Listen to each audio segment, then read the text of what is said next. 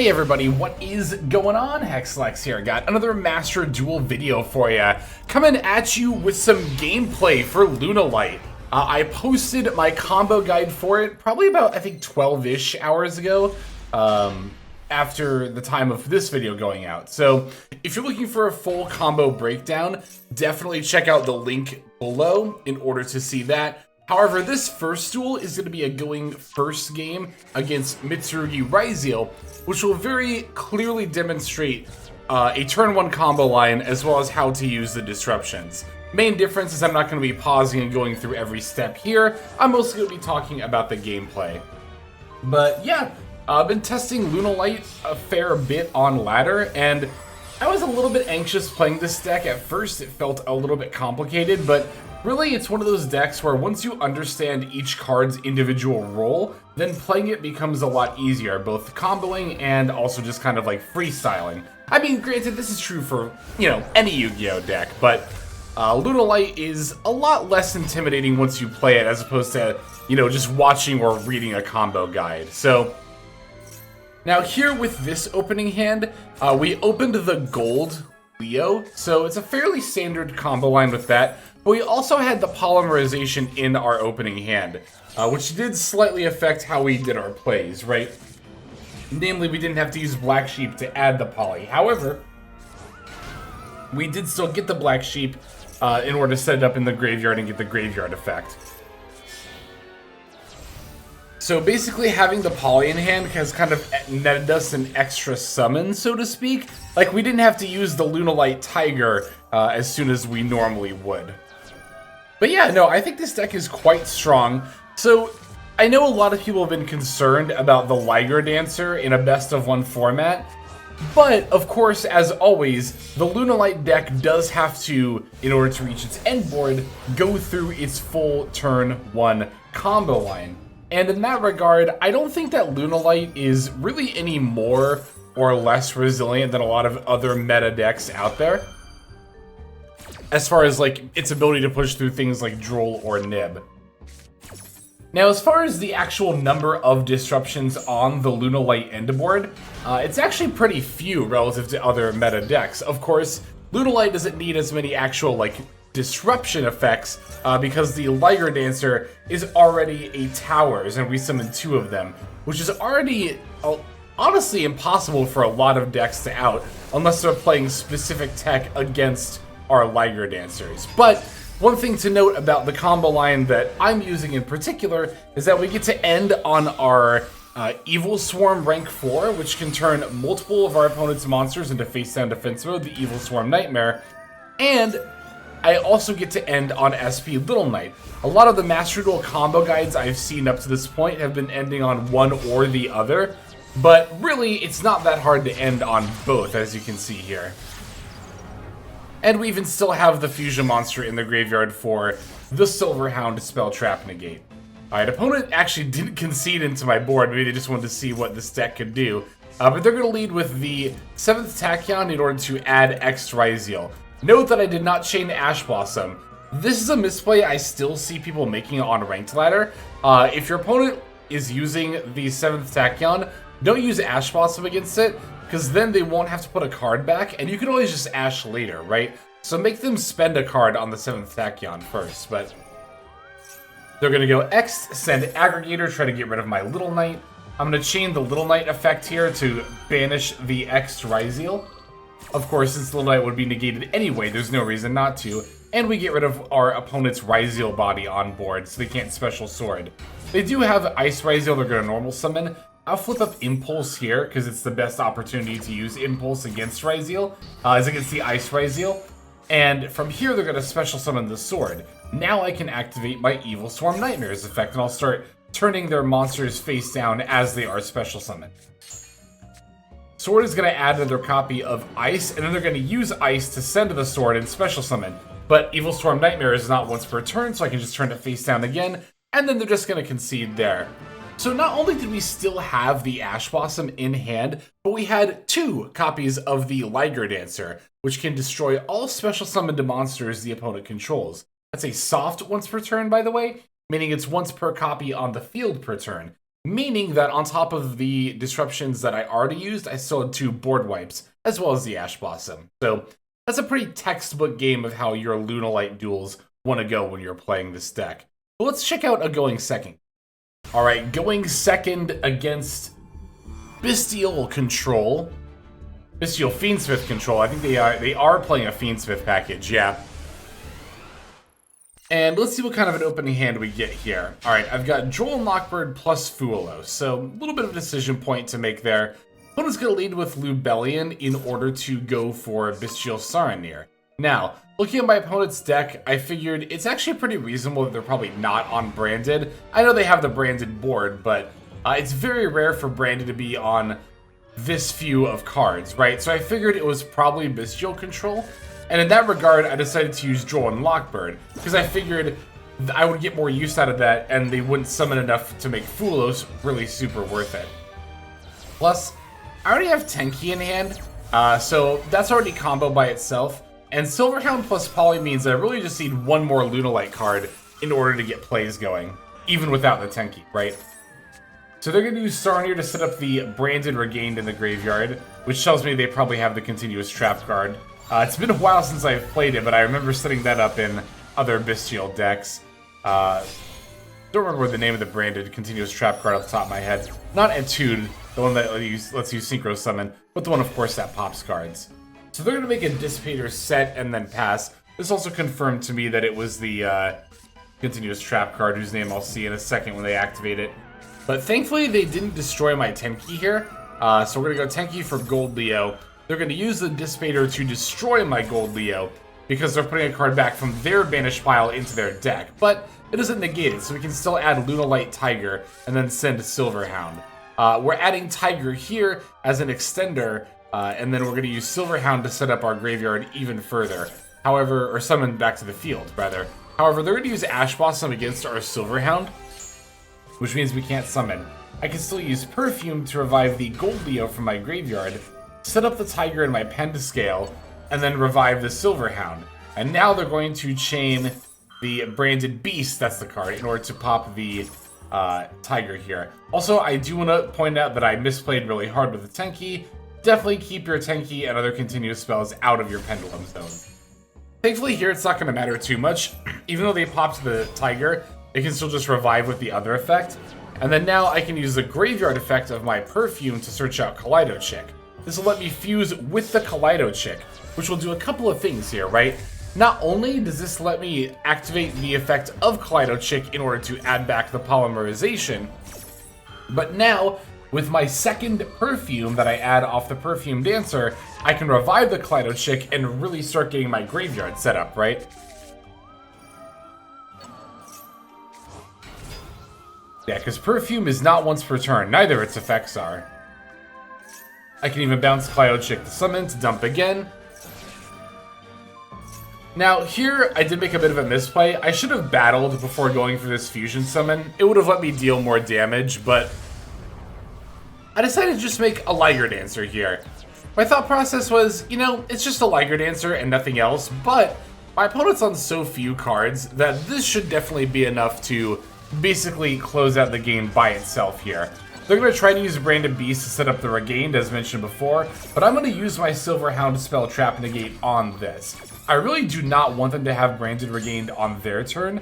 I think that would actually make my grind game a lot more difficult, and I'm really not trying to deal with that.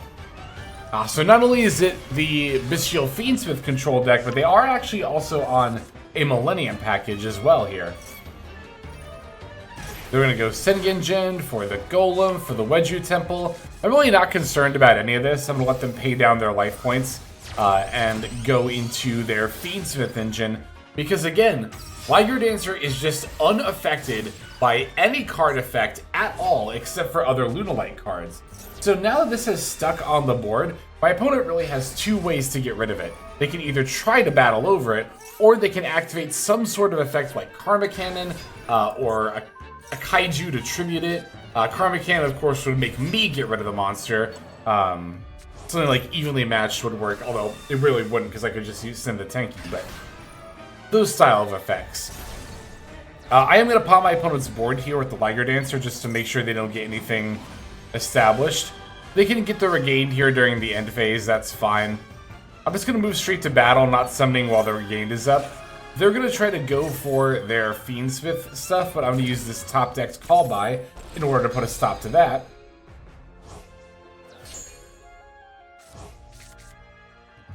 They do get the Brains and Regained effect in order to draw a card, but I can't really think of anything that'll stop me from swinging in for lethal here. Even if it is a Bystial monster like this Jurrac Swarm, I can simply use Liger Dancer to pop it, and then swing in for lethal anyway. So yeah, a lot of the time when going second with the Lunalight deck, you are going to be really reliant on the Liger Dancer to push through your opponent's board. And it's really not that difficult for that to happen or come up, because all you have to do is just get that one Liger Dancer in play, which you only need part of your combo to resolve in order to be able to do. Once that's established, it's really easy for that Liger Dancer to wedge its way into your opponent's board and break it apart, thus securing you the game. All right, I do have one more duel for us to finish off with. Let's go into that one. Okay, this is going to be one of those one-turn replays. Going first, we're up against Jurrac Fire King, but the actual deck that we're up against is pretty unimportant. Basically, for this replay, I just wanted to show how you might go about sort of like freestyling your plays with this deck, right? And how understanding the rules of your cards can be so important. As I normal summon my Gold Leo, it's going to get hit with the Ash Blossom here. So I'm thinking to the combo line, and I'm like, okay, normally you would want to set up the yellow Marten in the graveyard. So I can still do that by adding it off Tenki, and then I can use the Black Sheep here to go for the Polymerization. Now I can fuse Gold Leo with the yellow Marten in order to summon the Perfume Dancer. We can go Chainlink 1 Perfume Dancer, Chainlink 2 Yellow Marten. I wanted to make sure that I had access to my Masquerade here, so Yellow Marten can grab that, and then Perfume Dancer can grab, of course, the Lunalight Perfume. Masquerade can activate in order to set up Silverhound in the graveyard, and then Silverhound can summon out the Kaleido Chick. Kaleido Chick is so unbelievably important, as you could probably guess if you've, seen the deck's combo lines. The fact that this is a soft once return is insane.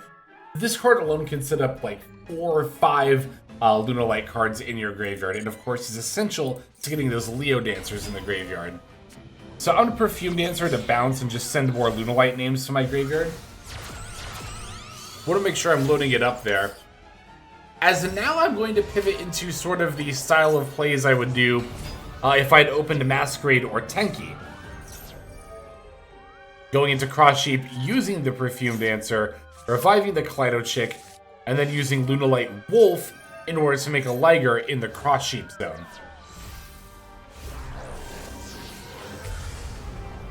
So this is why it's really important to not only get down the basics, but also know how to sort of identify the roles of each card in your deck, right?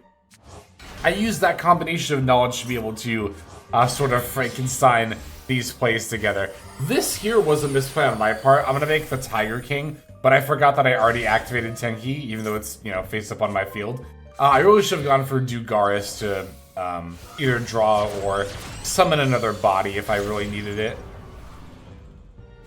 But we could just make IP Masquerena and then use Lunalight Wolf in order to set up our second Liger Dancer. So that's pretty much the same style of end board that we would normally expect to end on, but it was with a very improvised hand. And through a hand trap as well. Now, it's not uncommon for meta decks right now to be able to play through at least one hand trap, but actually knowing how to do it can be another thing altogether. So that's where that kind of knowledge can sort of all accumulate, right? Anyway, let me show you the build and then we'll finish off with that.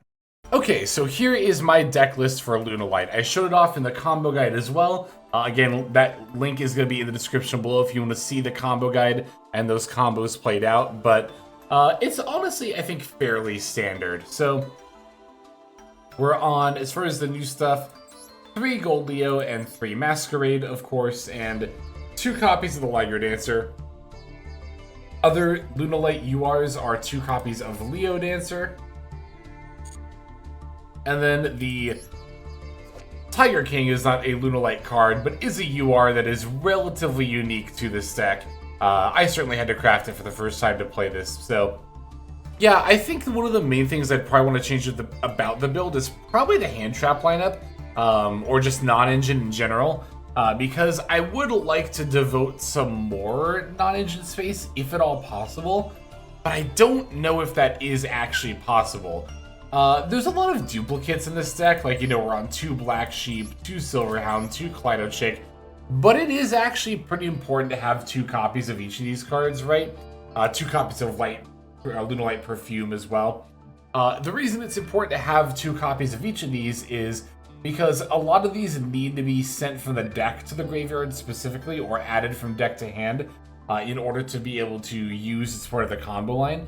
Like if you only play 1 Silverhound and you open it, that's going to be a problem for a lot of combo line, right? And then stuff like Lunalight Perfume, well, you saw that one game we had where we opened it and then still got to search another copy as well. Lunalight Perfume was an insane extender, and neither of these effects are once per turn at all. That's kind of Lunalight's whole gimmick. They either don't have once per turns, or everything is a soft once per turn, meaning that, again, it's once per copy on the field per turn. So if you're ever confused why this deck can do Kaleido Chick a million times, even though it says once per turn, that's because this is, again, a soft once per turn. The effect that is attached to you can only use effective Lunalight Kaleido Chick once per turn is the second one specifically, which adds polymerization from your graveyard back to your hand. Now, if you're really looking to have more of a budget build, you could get away only playing 2 copies of Masquerade. 3 of these are not required, but I really like 3 because it's a starter. But other than that, I really do think you need all of the URs that I'm showing here, including, as mentioned, 2 Liger Dancer, 2 Leo Dancer, and the Tiger King as well. Yeah, Lunalight Fusion doesn't really come up during our combo line, but it's a great going second fusion spell. Oh, speaking of great going second fusion spells, there's also, of course, the heavy polymerization. So the idea is that if your opponent controls enough monsters, you can actually use heavy polymerization to summon Liger Dancer using entirely extra deck monsters as fusion material. So that's a going second card though, because in order to get the ability to use stuff from your extra deck, your opponent has to control monsters, right? So that does also cost you life points, worth noting, but is generally worth it. Anyway, that pretty much covers everything I have to say about Lunalight so far and this build. As always, looking forward to your feedback in the comments below, but for the time being, that's going to go ahead and do it. So let us move on to the outro and thank our YouTube members and patrons.